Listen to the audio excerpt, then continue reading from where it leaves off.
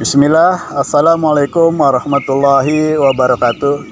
Alhamdulillah kita balik lagi di channel Sutrisna Nur Humaydi, channel perjuangan hapus riba. Bapak Ibu yang saya hormati, kita semua ingin harta kita yang kita miliki bertumbuh gitu. Tapi pertumbuhan harta itu tentunya yang kita ingin adalah dengan cara halal. Nah, riba artinya bertambah. Banyak ada orang ya ingin menambah hartanya, ingin menumbuhkan hartanya dengan cara riba.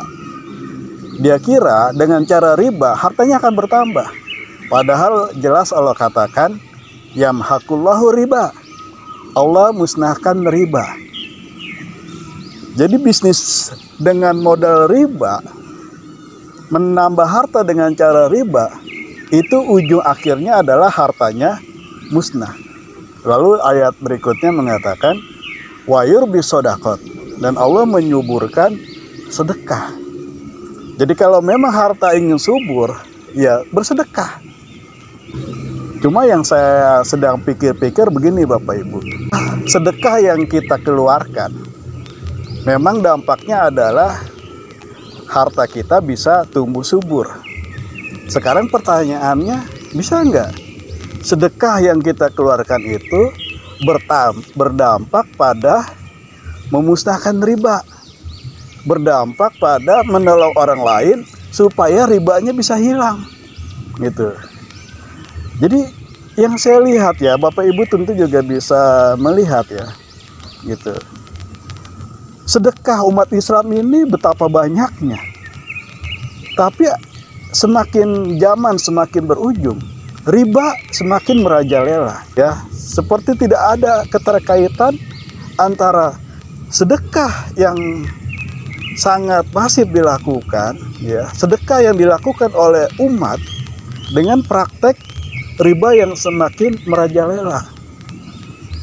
Ya pikiran cetek saya sih begini, ketika sedekah umat merajalela, ketika sedekah umat ya banyak dilakukan, tentunya umat juga terbebas dari riba.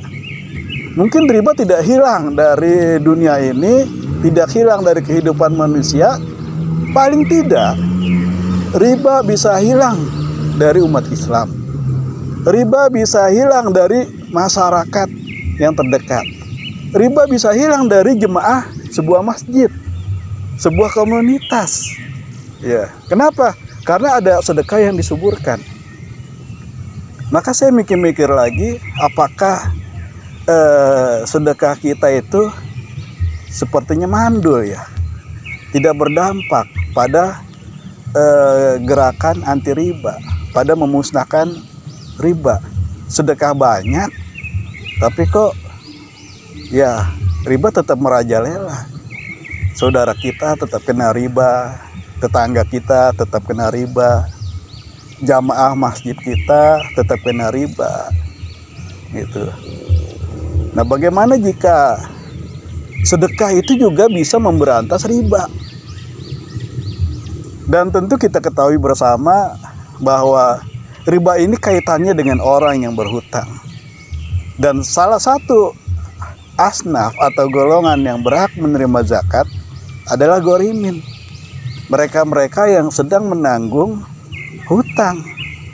Itu. Di ayat yang lain juga Allah sebutkan bahwa selain meminta penangguhan waktu, maka bersedekah itu bisa untuk membebaskan diri dari hutang. Artinya ada orang yang memberikan sedekah untuk bayar hutang, atau yang mempunyai, udah saya sedekahkan kepada kamu nggak usah bayar gitu. Saya pernah berkeliling ya nggak berkeliling banyak sih. Saya pernah dari satu lembaga zakat ke lembaga yang lain. Saya tanya-tanya, ada nggak di sini program hapus riba? Artinya ada nggak dana zakat yang digunakan untuk program membebaskan umat dari hutang riba? Sayangnya belum ada. Pernah ada satu satu brosur, di situ ada nama programnya, pemberdayaan ekonomi dan pemberantasan riba. Tapi itu baru judulnya doang, Pak. Belum ada program realisasinya, gitu. Artinya lembaga sedekah kita, lembaga zakat kita ini masih mandul, saya bilang begitulah, untuk masalah memberantas riba ini, gitu. Saya kok jadi berharap kalau punya hutang riba datang aja ke masjid. Bagaimana caranya nanti pengurus masjid yang akan membantu dari sisi mentalnya dan juga dari sisi ekonominya, sehingga sebagai jamaah masjid dia merasa terbantu dan terbebaskan dari belenggu riba. Tapi kok rasanya belum ada ya masjid-masjid yang seperti itu. Adanya yang sekarang banyak kita lihat ini, masjid yang berbagi makan gratis di masjid. Masjid yang semakin megah, semakin bagus. Tapi masalah ekonomi tanpa riba ini, masjid kita masih belum bisa menjangkau persoalan tersebut. Tuh.